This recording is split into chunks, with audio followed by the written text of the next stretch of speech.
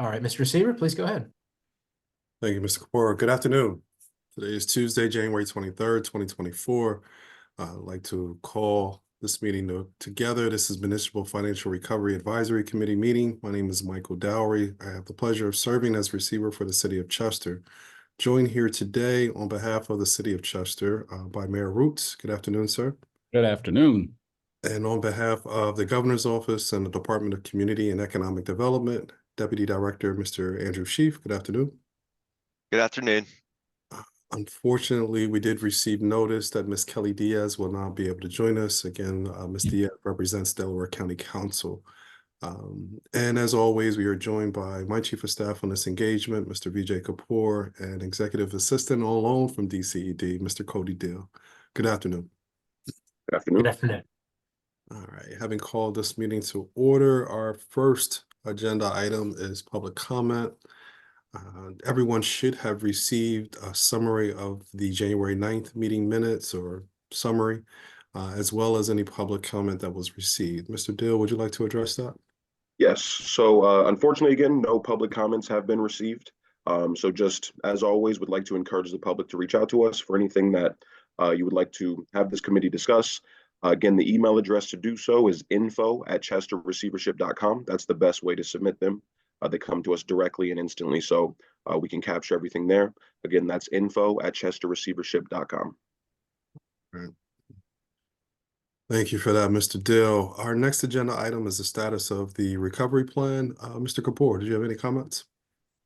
Just a couple. Will be very short today. As I think most of everybody knows, the recovery plan, if you will, is actually still tied up in litigation. We are continuing to await a decision by the Pennsylvania Supreme Court. To date, we have not had that decision, so we continue to wait there. The only other update I would give to the public is through the bankruptcy process. I think I mentioned the last MFRAC, the bar date has passed. Members of the public, any other interested parties can go to the claims administrator website. This is Donlin Ricano, who has a specific website that is dedicated to the city of Chester. You can see all the claims that were filed there, as well as all of the papers that have been filed in this matter as well. Only other update regarding bankruptcy is we continue through the mediation process. The court ordered and the court supervised mediation process, trying to work through monetization issues. And we've also begun the mediation process with the city's labor unions. That's my update. All right. Thank you, Mr. Kapoor. Thank you, Mr. Kapoor. Does anyone have any questions for Mr. Kapoor? Seeing none, we'll continue on. My updates are brief. Three things I wanted to mention is to continue to encourage everyone to visit the City of Chester's website to view any vacancies. There are a number of job postings, and the city is actively recruiting for a number of critical positions. Please share the word, spread the word, and encourage all to apply. I also want to thank Mayor Roots for his comments at our last MFRAC meeting on the 9th. The opportunity to work with you has been and continues to be a pleasure, and I look forward to working with you moving forward. So thank you for your words at our last meeting. Last thing I'll share is tomorrow I'll have my first meeting with Councilman Green, first meeting in his new capacity. We've met several times in the past, but moving forward, we're going to start meeting on a weekly basis to address any and everything. So encouraged by the opportunity to have a regular touch point and look forward to setting up similar sessions with the rest of council. Through there, we'll identify goals, roadblocks, anything that's a hindrance, and meet it head on. Does anybody have any questions for me or my office? All right. Hearing none, we'll make our way around for any comments of the committee members before we close, starting with Mayor Roots. Hey, how are you today? Good to be with the MFRAC team one more time. I do have a few comments, just only take a little bit of the time, but just want to remind people that one of the most important responsibilities I have as Chief Executive Officer of the City of Chester is to serve on this committee. the Municipal Financial Recovery Advisory Committee. It's the place where the receiver is required to share with those of us here on what he's doing prior to exercising his powers under the law. That's the whole purpose of this meeting. As I said in our last MFRAC meeting, working with the receiver doesn't mean rolling over to the receiver. I can't reiterate that enough. Chester is the first municipality in Pennsylvania to challenge receivership so strongly. And I assure all of you that the days of straight up opposition from my administration is over. You know, as I said earlier, we may not always agree with the receiver and his team, but we must keep the process moving forward. The clock is ticking. We have to find compromises where we can to get out of this bankruptcy. The alternative to bankruptcy is something that nobody wants. Today, I'm going to remind you how I compromised with the receiver in the past in order for you to see how compromise works. And raise your hands if you've heard of the Roots Compromise. You know, it is a real thing. You know, if I were to roll back the hands of time to around November of 2022, the receiver came in and met with the mayor and council, and I was on council at the time. And he was telling us that he was about to file with the courts to virtually take over all of city government's powers. And I want to tell you in no uncertain terms, nobody in that room, mayor and council, were in agreement with him taking over total control of city government. But throwing him out the room wasn't going to stop him from filing. So I boldly asked the receiver for a meeting to see if he would soften his position a little bit. And, you know, we made a couple of recommendations, or I made a couple of recommendations for his input, because he wanted to have total control of signing powers for contracts, let's say, and he wanted to set the agendas for our council meeting. He wanted to be in charge of all the hiring and firing. And I felt that was a bit much. But one of the things I did agree with, or one of the things we did compromise on, was that council members would lead committees to take care of the problems that we have in our city, as opposed to being stuck in the occupation of being department heads. In terms of, you know, the receiver setting contracts and agendas and hiring and firing, he might have that recommendation, but he'd have to bring it to us for our approval. And the way it would have moved forward is that if we didn't agree, then maybe it would be a judge that would have to decide. But for him to have unilateral power in those areas, we didn't agree. So it was recrafted. The brief that he filed with court, he did eventually go to Commonwealth Court, but he went with not what he presented originally, which I thought was a bit draconian. What he presented was termed the Roots Compromise. The city appealed the Commonwealth Court decision, which was in favor of the Roots Compromise, and the Supreme Court made mention of the Roots Compromise right there at the hearing.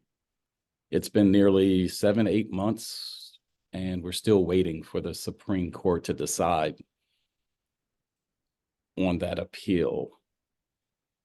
I committed to the terms of the Roots Compromise back in November 22. I just want to remind everybody of that, where the receiver would consult city government on any administrative moves he planned to make to help get him that information that he needed in the bankruptcy process. And I firmly agree that city council members should not be department heads.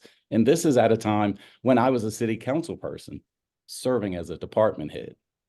Some people really believe, and they really believe that I just came up with this notion last month, that the new council members shouldn't be department heads, but I actually supported this concept back in November 2022. As a new mayor, I take very seriously that I'm responsible for creating the vision and direction for Chester. It is in almost total contrast to the vision that the administration had that I'm replacing. You know, when I was out there campaigning and people asked what my platform items are, you know, in the back of my head, my number one priority is to fix City Hall, or was to fix City Hall. Operationally, administratively, because until that happens, we can't serve the residents as they need to be served. we can't strengthen our businesses or even attract businesses. And we need to become more financially and ethically responsible. I spent the whole summer in a transition mode. I spent time with other city mayors. I spent time listening to locals. I consulted with my advisors, and I established regular communications with the receiver. Even coming on board, people say, oh, well, you're going to clean house, I bet. Get rid of a bunch of people. Got rid of 3 people. Got rid of 3 people because most of the people here in city government just need to be managed a little better, just need to be trusted a little more, just need to be given responsibilities to do their jobs. But I'm also looking for employees who have the capacity to consolidate duties, finding people who can take on several tasks. Not only do they consolidate duties, but it helps us on the payroll side to consolidate some salaries. I'm finding help wherever I can find it. New hires, going out to the county, to the state, and even federal resources. Just last week, I had the honor and pleasure of attending the U.S. Conference of Mayors down in Washington, D.C. And without going into a lot of detail of who I met, who I rubbed shoulders with, where I hung out, I can say that I came back with a new way of thinking about how to bring additional resources to the city in ways that has not been done before. I will tell you in no uncertain terms, President Biden has billions of dollars just sitting on the shelf, waiting for cities like Chester to ask for. And you're going to see in the very near future that we're going to be trying to get every dollar that we can. It's good to make those connections. It's good to establish ourselves as a government outside of the city of Chester. There's a lot of people who want to help us, even at the federal level. I can't tell you, it was a very good trip. But right at home, right now, I want to tip my cap to my Chief of Staff, Leonard Leitner, and my Chief Financial Officer, James Lathrop, who are now about 3 weeks into professionally managing the city under my administration. If I can just bring up one highlight, one good thing that's happened during that time in the last couple of weeks, which is that our CFO, Jim Lathrop, has discovered $2 million scattered over a dozen various cash accounts that the city has, which can be consolidated and deposited into an interest-bearing account to help improve the financial condition of the city. Is it criminal that he found all these other accounts? No, not really. But reeling this money in to an account that we can manage, money that wasn't bearing any interest for the city. These are the type of things that we have to do to run this city effectively. There's a lot of stones that we still need to be overturned, but we are creating a great staff here that is doing that great work. Some of you remember back on January 20th at the reorganization meeting, we had city council appoint themselves to department head positions. It really was in total contrast to how I envisioned the city running, in my transition plan for the summer. We really weren't prepared for city council people to run departments. We had money in the budget to hire professionals to run these departments, but they've appointed themselves now, and we have to try to work that out. The reason that they did it is, constantly I hear from them is that that's the way we've always done it. But I want to make something very clear today is that the way we've always done it, that line cuts both ways. It's always been sound practice to welcome a mayor's transition plan, his new vision, his new priorities, his appointments, especially when crafted with intelligence and in the best interest of the city and the residents and the businesses here. In conclusion, I still have every expectation that city council will join me in rolling up their sleeves and working alongside the receiver and his team. We will get through this together. We know where our baseline is, what we're working from. Overall, Chester's going to be better off for it. Those are my comments for today. Hope I didn't go too long with you guys, but that was on my heart, and that's something that really needs to be shared out in the community. We've got a ways to go. We know where we're starting, and the work is ongoing. Thanks, guys. Thank you, Mayor Roots. Your comments are always welcomed and appreciated. Does anyone have any questions for Mayor Roots? Does, Andrew, oh, Mr. Sheaf, you're the only other committee member here present. Do you have any additional comments, anything you'd like to address? Well, I'm certainly not going to try to follow that up. But no, sir, I don't have any additional comments. Thank you. Well, thank you. Thank you all for taking the time out to meet with us here today. We will reconvene on the second Tuesday of February and continue with our regular meeting series. In the meantime, please reach out if there is ever a desire to talk, to communicate, email, meet in person, meet with small groups, what have you. We are here and ready and willing to meet with the community. Thank you for your time, and this concludes today's meeting. Thank you.